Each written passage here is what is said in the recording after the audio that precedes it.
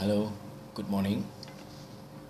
This is a speech regarding the Malaysian Indians' dilemma.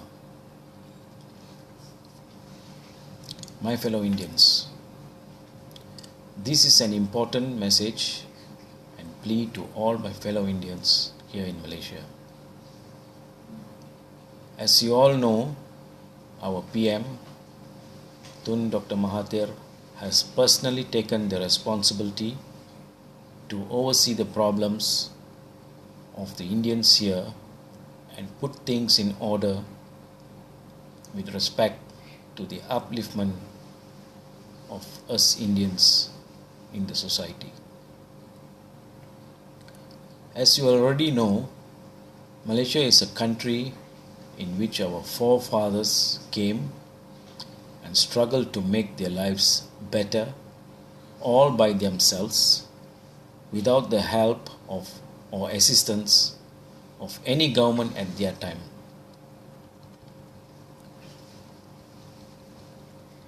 Indians of all sects and communities were brought in by the British to build this country from scratch and obviously to obtain a good future as promised by them.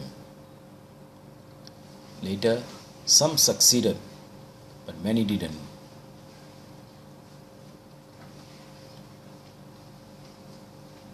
My fellow Indians,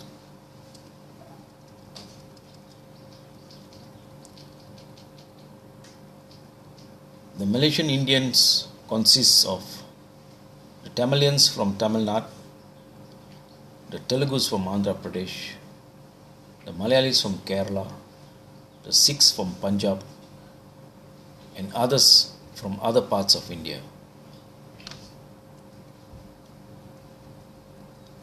It cannot be denied that for the past 60 years or so, our Indian political parties have been unable to look into the interests of all the various sects or communities here in our country. Political parties were formed during Tunku's administration after obtaining independence from the British.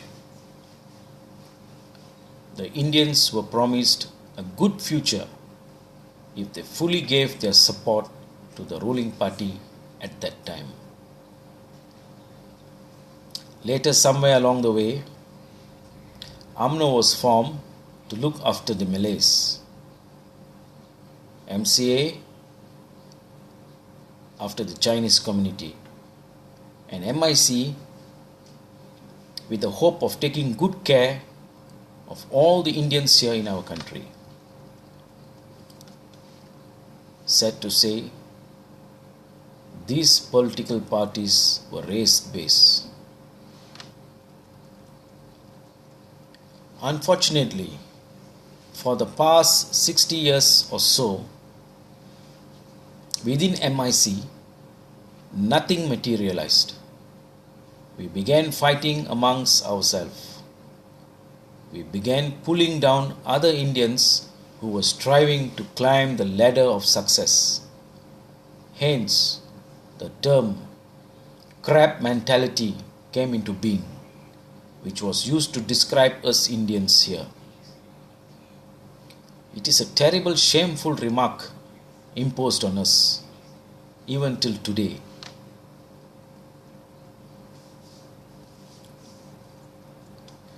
When Barack Obama visited Malaysia, he mentioned regarding Malaysia's continuity of its apartheid policy. He said, Malaysia won't succeed if the non-Muslims do not have the same opportunity. Of course, he was referring to all the non-Muslims, that is, the Indians and the Chinese. But he missed out on something, that is, the problems within our Indian community. The Chinese have no problems amongst themselves. Despite MCA and DAP coming into power, and they coming from a range of sects, communities or backgrounds and dialects, they proved to be a successful lot amongst the three dominating races here in Malaysia. Reason? They have a common denominator, that is community spirit. Regardless of what background or community they come from, as long as they are of Chinese origin, they strongly supported each other. Even if they spoke a different dialect, it didn't matter. For as long as they were Chinese, they will throw their weight around them and come cheng with themselves.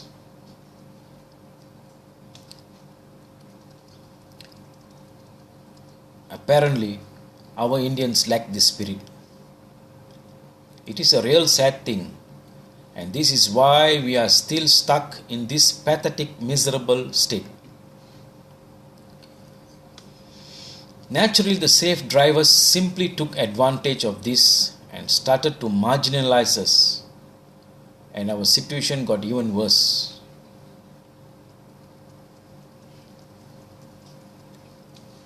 My fellow Indians, though we may all be from different sects and dialects, please remember, we are still Indians.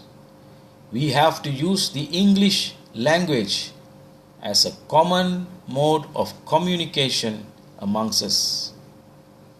This will ensure that no one will be able to rule or dominate over the other.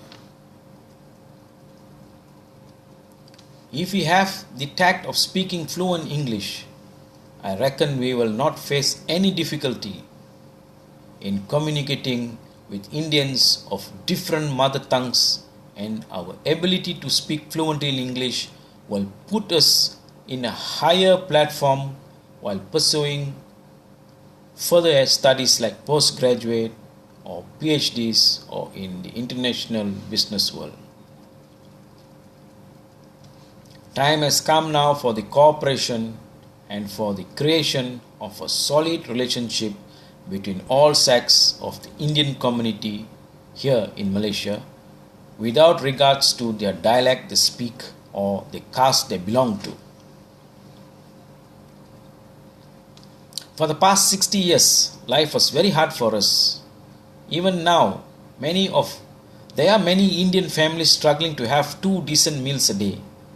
Many were earning way less than the minimum wage income. Private companies didn't feel the need to employ us because they preferred foreigners. We were left with nothing. Our youths retreated to doing odd jobs like car washers, garbage collectors, cleaners, sweepers, and municipal laborers. Some even resorted to being drug runners and peddlers and involved in criminal activities. Our hardship didn't end there. Many Indian youths who were in jail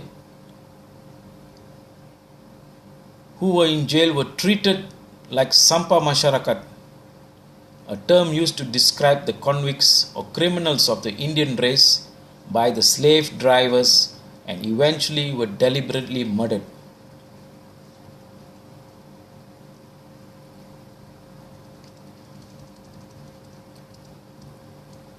Many still are thrown into the slammer without taking into consideration of the laws governing such instances.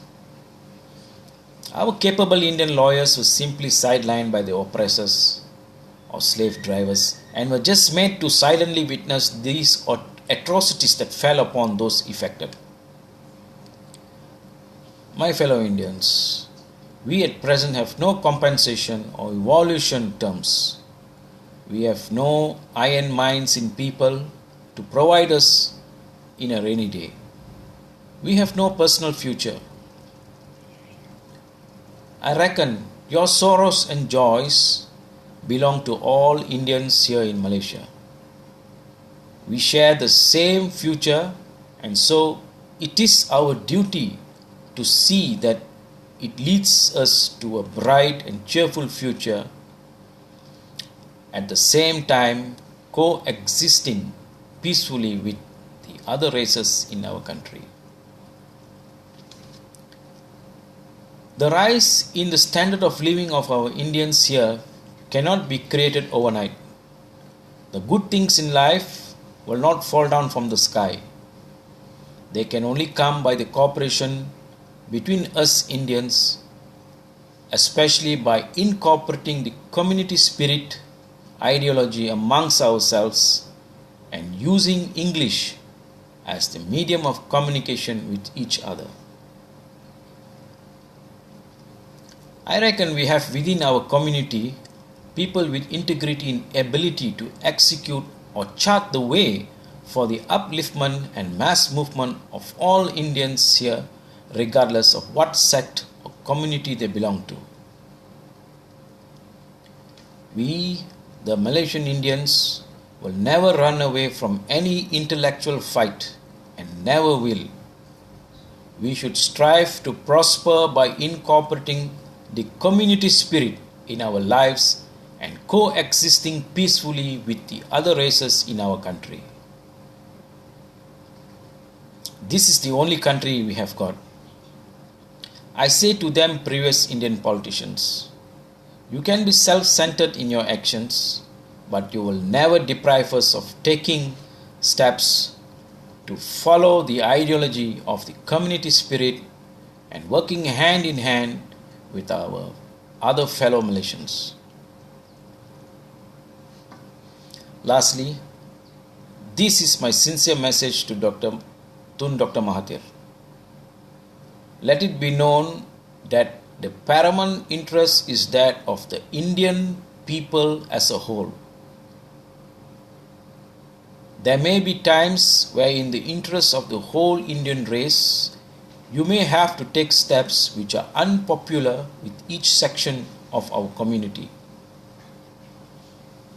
On such occasions, remember the principle which guides their actions. It is of the paramount interest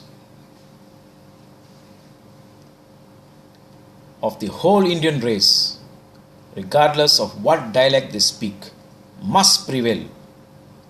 If not, we will be back to square one and simply go down the drain to destruction. So I say, over the next few years, if we have successfully integrated all our Indians together, regardless of what dialect they speak, and use of English as a common mode of communication amongst us, I reckon we will still stand tall in the eyes of all the Malaysians. Thank you for listening.